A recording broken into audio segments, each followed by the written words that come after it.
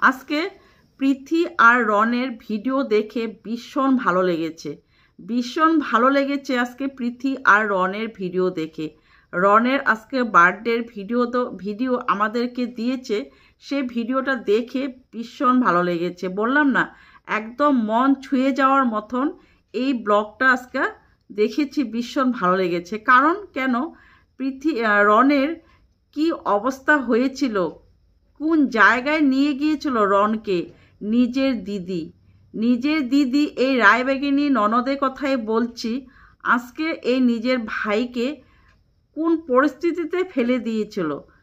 ও দিদির একদম পুরাই মানে মনের ইচ্ছা ছিল, পুরা প্ল্যানিং ছিল যে এই ভাইকে এই জুড়ার থেকে মানে এই পৃথিবীর থেকে মানে দুজনকে কিভাবে মানে আলগা করে দিবে, সেই বলে না একটা সাজিশ, মানে সাজিশ করে নিয়েছিল, সাজিশ রচিয়েছিল যে আমি কিভাবে রনকে এই পৃথিবী থেকে দূর করে দেবে, কিন্তু পারলো না। দেখো কি অবস্থা, কি বড় ঝড়গা, এই বটি দাও নিয়ে কাটাকাটির মতন জায়গায় চলে গিয়েছিল।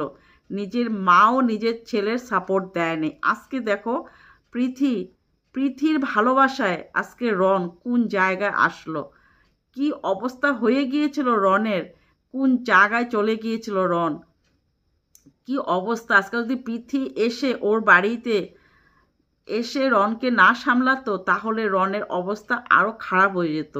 এই রায়বাগিনী ননদের কথাই বলছি, ও কোনো দিকে মানে ছাড়েনি, যেইভাবে হোক মানে এই জোড়াটাকে কিভাবে আলগা করে দিব সেই ষড়যন্ত্র চালিয়েছিল, সেটাই চালিয়েছিল ও কিভাবে মানে রন আর পৃথিকে আলগা করে দেবে। কিন্তু না, পৃথি আর রন একজন আরেকজনকে এত ভালোবাসে, ওদেরকে যে কেউ কোনো দিন মানে আলগা করতে পারবে দুজনকে, এটা কোনো দিন কেউ পারবে না।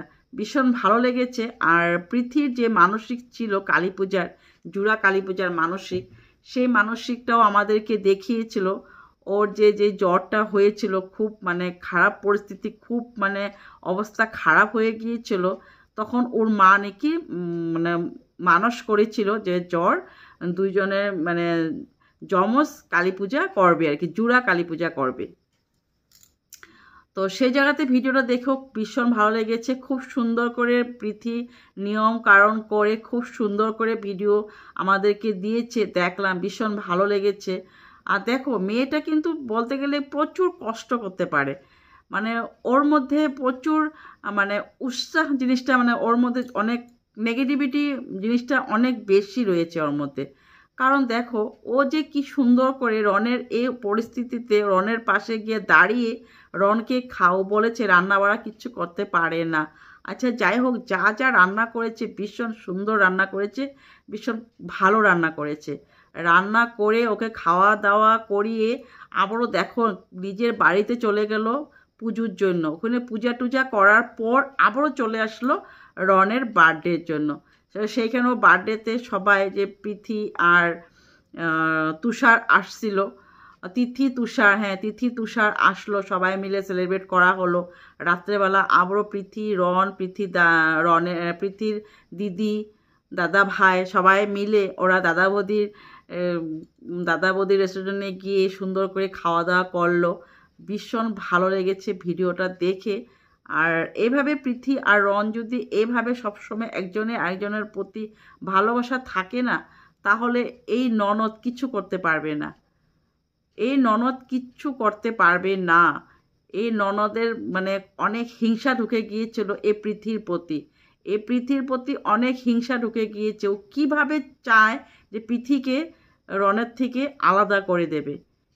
এই আজকে দেখো এত বড় ঝড়গা, এত বড় নাটক, ওষুধ খাওয়া নিয়ে স্লিপিং ট্যাবলেট খেয়ে দিয়েছে, যতটুকু পারে নাটক করানো সব নাটক করে আমাদেরকে দেখিয়েছে। সেই জায়গাতে কিছু আসে যায় না, নাটক যাই দেখাক।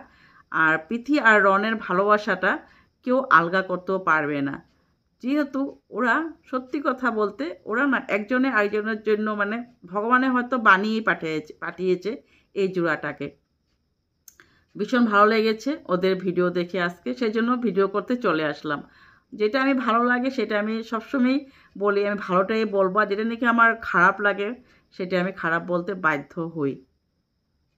তো চলো, যদি তোমাদের ভালো লাগে থাকে আমার কথাবার্তাগুলো, তাহলে প্লিজ কমেন্ট করো, কমেন্টের অপেক্ষা রইলাম। তো আজকের মতো এখানে, বাই বাই, গুড নাইট।